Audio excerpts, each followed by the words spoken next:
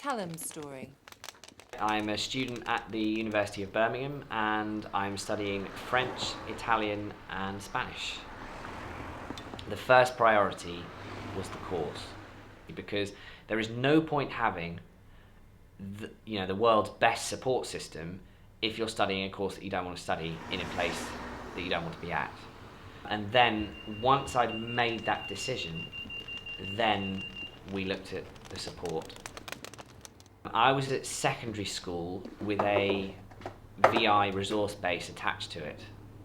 And particularly in maths and sciences, I would have somebody with me because those subjects are very difficult for people like me who have no sight at all.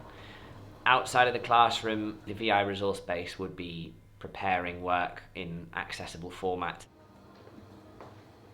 When I went to university, I was unable to take that support with me because I lost my statement of special educational needs. So I had to look for support from different services and from different pots of money. The first thing I had to do was apply for a disabled student's allowance. Then I had to liaise with the university to make sure that the right access arrangements were put in place. Then after that, I had to go to a support agency to look for sighted guide, note taker, library support, scanner, etc.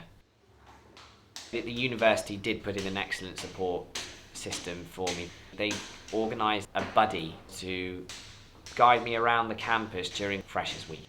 And the person doing it was really, really good and definitely made me feel very at home here. Obviously, to start with, we had very intensive mobility training.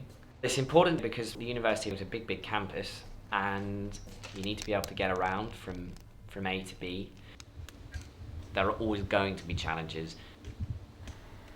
The main challenge is getting lecturers to understand what your needs are. So you do need to be able to speak up for yourself and tell them what they're doing well, but also what they're doing wrong. And most people want to do the right things. How have you been? Yeah, not too bad, thanks. How are exams and stuff? Oh, they went on forever. The outstanding department, in my experience, is the French department. The module convener studied the student support agreement, which was drawn up by the Disability and Learning Support Service and me. And she tells all the staff. So I don't need to tell them anything. And that is a great situation to be in.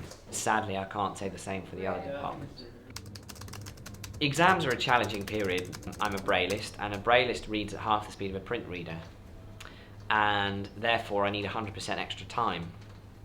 So a 3-hour exam becomes a 6-hour exam, so they're exhausting. The worst challenge I had to overcome was 2 exams on the same day.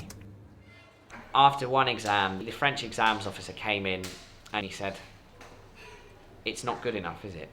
And I looked at him and said, "Well, no, it's not."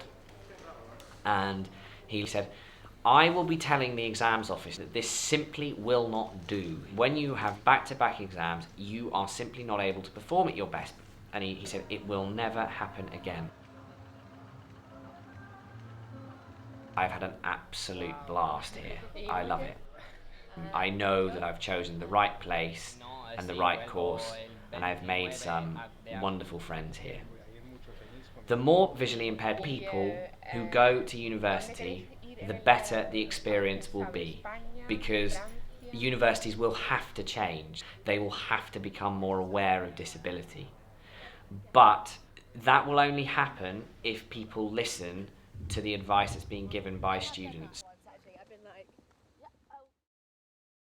RNIB, supporting blind and partially sighted people.